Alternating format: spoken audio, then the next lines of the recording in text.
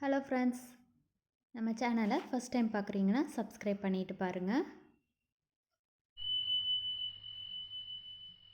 இன்றைக்கி நாம் தமிழில் 10 பாட்டு நூல்கள் பாடல் வைப்பு முறை பற்றி பார்க்க போகிறோம். அதில் ஃபஸ்ட்டு ஆற்றுப்படை நூல்கள்.